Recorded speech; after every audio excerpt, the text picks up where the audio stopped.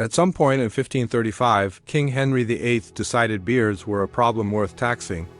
Not land, not trade, beards. And if you think that is the strangest part, wait until you hear what Peter the Great did with a pair of scissors at the Russian border.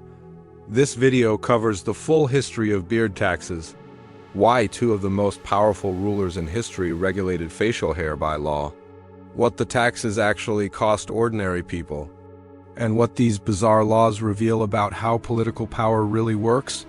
Stay until the end. The beard token system Peter the Great invented is one of the most creative pieces of government overreach ever put into practice.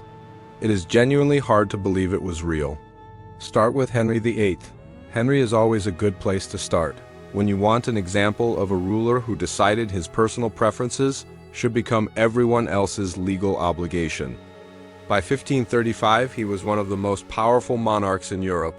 He had established himself as the head of the Church of England. He had demonstrated repeatedly that he was not a man who responded well to being told no. He also had a beard, a famous one. If you have ever seen a portrait of Henry VIII, you know the beard. Full, square, carefully maintained, sitting on the face of a man who clearly considered it an asset. The beard tax he introduced was not a flat rate. The amount you paid depended on your social rank. The higher your position in society, the more you owed for the privilege of keeping your facial hair. A nobleman paid significantly more than a commoner. The logic followed the general principle that people with more money could afford to pay more for things they wanted to keep. In practice, enforcement was a mess. Records from the period show collection was patchy and compliance was far from universal. Henry himself kept his beard throughout. The tax was not really about beards. It was about money and about demonstrating royal authority over even the most personal aspects of a subject's life. The beard was just the vehicle. Henry VIII died in 1547. The beard tax did not survive him in any meaningful form, but the idea had been planted. About 150 years later, a Tsar on the other side of Europe picked it up and ran with it in a way Henry could never have imagined. Peter the Great came to power in Russia at the end of the 17th century and immediately decided his country needed to look more like Western Europe. He had spent time traveling through the Netherlands and England. He had seen how modernized Western courts operated. He came home with a list of things he wanted to change about Russia. Somewhere near the top of that list was the beard. In Russian Orthodox culture, the beard carried deep religious and social weight. It was not just facial hair. It was a statement of faith, of tradition, of identity. Russian men wore beards the way they wore their religion, openly, consistently, and with the expectation that nobody in authority was going to have an opinion about it. Peter had an opinion about it. In 1698, fresh off his European tour, Peter the Great began personally cutting the beards off the Russian nobility at court gatherings. Not ordering it done, doing it himself, with scissors. In front of everyone, the message was not subtle. Russia was changing. And if you wanted to keep your beard, you were going to pay for the privilege of resisting the future. The beard tax Peter formalized in 1705 was more sophisticated than Henry's version. Considerably more theatrical too. Men who wished to keep their beards paid an annual fee. The amount varied by social class. Peasants paid 2 kopecks every time they entered a city. Merchants, nobles, and military officers paid substantially more, up to 100 rubles per year for the highest ranks. That was a serious sum at the time. Here is the detail that makes this story genuinely unforgettable. When you paid your beard tax, you received a token. A small metal disc, issued by the government, stamped with an image of a beard on one side and the words "beard money" on the other. You were required to carry this token at all times. If an official stopped you and you could not produce it, your beard came off on the spot. No token, no beard, no exceptions. Think about that for a moment.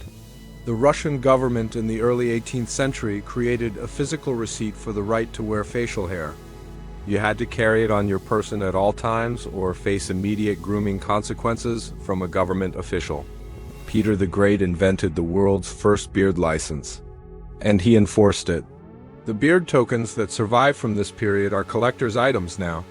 Museums in Russia and elsewhere hold examples of these small metal discs that once stood between a Russian man and an involuntary shave. They are remarkable objects. They are also a very specific reminder that governments throughout history have been willing to regulate things that seem completely beyond the reach of law. The moment a ruler decides they matter, the reaction was not uniformly peaceful. Russian Orthodox clergy pushed back hard. The beard, for the church, was a matter of being made in the image of God. Shaving it was not a fashion choice. In the view of many clergy, it was a form of desecration.